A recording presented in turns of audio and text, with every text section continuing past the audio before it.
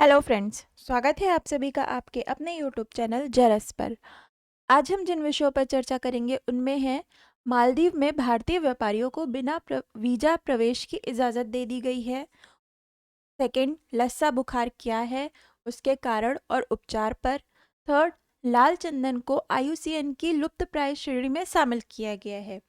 हम आगे बढ़े उससे पहले अगर आपने हमारे चैनल को सब्सक्राइब नहीं किया है तो सब्सक्राइब कर लीजिए, वीडियो को लाइक कर दीजिए और इस वीडियो का पीडीएफ डाउनलोड करने के लिए आप टेलीग्राम ग्रुप जरस को ज्वाइन कीजिएगा। तो चलिए हम आगे बढ़ते हैं और सबसे पहले देखते हैं मालदीव में भारतीय व्यापारियों को बिना वीजा प्रवेश की इजाज़त मिल गई है। मालदीव ने भारतीय व्यापारियों को बिना वीजा प्रवेश की अनुमति देने की घोषणा की है। मालदीव के विदेश मंत्रालय ने बताया कि यह फैसला इस महीने की पहली तारीख से लागू हो गया है। व्यापारिक उद्देश्यों से मालदीव जाने वाले भारतीय यात्रियों को 90 दिन की अवधि के लिए बिना वीजा के प्रवेश देने की प्रक्रिया शुरू हो गई है। भारत और मालदीव के बीच 17 दिसंबर 2018 को वीजा सुविधा हेतु समझौते पर हस्ताक्षर हुए थे, जिसके अंतर्गत यह निर्णय लिया गया है। वीजा मुक्त प्रवेश व्यवस्था के अंतर्गत दोनों देश एक दूसरे के नागरिकों को 6 महीने के भीतर 90 दिन की अवधि के लिए वीजा मुक्त यात्रा की सुविधा देंगे। कोई भी भारतीय नागरिक स्वीकृत व्यापार वीजा को एक कैलेंडर वर्ष में 180 दिन तक के लिए बढ़ा सकता है। भारत और मालदीव के बीच दशकों से अच्छे संबंध रहे हैं। प्राचीन समय में मालदीव पर भारतीय हिंदू संस्कृति का अत्यधिक प्रभाव रहा है। मालदीव को ब्रिटिश से 26 जुलाई 1965 में आज़ादी मिली थी। भारत मालदीव को एक संप्रभु राष्ट्र के रूप में सबसे पहले मान्यता देने वाले देशों में से एक है। चीन ने मालदीव में वर्ष 2011 में अपना दूतावास खोला है, जबकि भारत ने वर्ष 1972 में ही मालदीव में अपना दूतावास खोल दिया था। लंबे समय तक दोनों देशों के बीच अच्छे संबंध रह रहे हैं। मालदीव और भारत के बीच राजनीतिक संबंध के अलावा सामाजिक, धार्मिक और कारोबारी रिश्ता भी रहा है। मालदीव में करीब 25,000 भारतीय निवास करते हैं। भारतीय समुदाय मालदीव में निवास करने वाला दूसरा सबसे बड़ा समुदाय है। सेकंड है लस्सा बुखार। चलिए आइए जानते हैं कि लस्सा बुखार क्या है और इसके कारण एवं उपचार क्या है। लस्सा बुखार एक प्रकार का वायरल स्रावी बुखार है जो लासा वायरस के कारण होता है। यह वायरस पश्चिम अफ्रीका में पाया जाता है और पहली बार इसे वर्ष 1969 में नाइजीरिया के लाशा में खोजा गया था। लस्सा बुखार, जिसे लस्सा हेमोरेजिक बुखार भी कहा जाता है, यह हेमोरेजिक बुखार का एक प्रकार है। हेमोरेजिक बुखार चूहों द्वारा फैलता है तथा मुख्य रूप से सिएरा लियोन, लाइबेरिया, गिनी और नाइजीरिया सहित पश्चिम अफ्रीका के देशों में पाया जाता है, जहां यह लस्सा बुखार के नाम से प्रचलित है।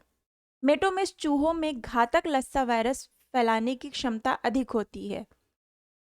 इसका प्रसार, इससे व्यक्ति तब संक्रमित हो सकता है जब वह किसी संक्रमित चूहे के मूत्र या मल से दूषित भोजन या घरेलू सामान के संपर्क में आता है। यह कभी कभी किसी बीमार व्यक्ति के संक्रमित शारीरिक तरल पदार्थ या आंख, नाक या मुंह जैसे श्लेष्मा झिल्ली के संपर्क में आने से दूसरे व्यक्ति में फैल सकता है। स्वास्थ्य देखभाल परिदृश्य में व्यक्ति से व्यक्ति संचरण काफी अधिक होता है। नेक्स्ट है लस्सा बुखार के लक्षण। इसके सामान्य लक्षणों में हल्का बुखार, थकान, कमजोरी और सिरदर्द शामिल हैं। गंभीर लक्षणों में रक्तस्राव, सांस लेने में कठिनाई, उल्टी, चेहरे की सूजन, छाती और पीठ पेट में दर्द इत्यादि शामिल हैं। लक्षणों की शुरुआत के 2 सप्ताह में रोगी की मृत्यु भी हो सकती है, आमतौर पर बहुअंग विफलता के परिणाम स्वरूप। इस बुखार के उपचार क्या हैं? एंटीवायरल दवा रिबाविरिन लस्सा बुखार के लिए प्रभावी उपचार है, लेकिन बीमारी होने पर इसे तुरंत ही दिया जाना चाहिए। अगला टॉपिक है लाल चंदन को आईयूसीएन की लुप्तप्राय श्रेणी में शामिल किया गया है। हाल ही में लाल चंदन को अंतर्राष्ट्रीय प्रकृति संरक्षण संघ यानी आईयूसीएन की लुप्तप्राय इंडेंजर्ड श्रेणी में पुनः शामिल किया गया है। उल्लेखनीय है कि इससे पहले वर्ष 2018 में इसे आईयूसीएन की लुप्तप्राय श्रेणी से संकटापन्न में शामिल किया गया था। इसका वैज्ञानिक नाम पट्रोकार्पस सेंटलेनस है। यह एक मुख्यतः पूर्वी घाट में पाई जाने वाली भारत की एक स्थानिक वृक्ष प्रजाति है। आंध्र प्रदेश में यह चित्तूर, कडप्पा, नद्याल, कुर्नूल, नेल्लौर और प्रकाशम जिलों में पाई जाती है। इस प्रजाति के प्राकृतिक आवास में कमी आ रही है।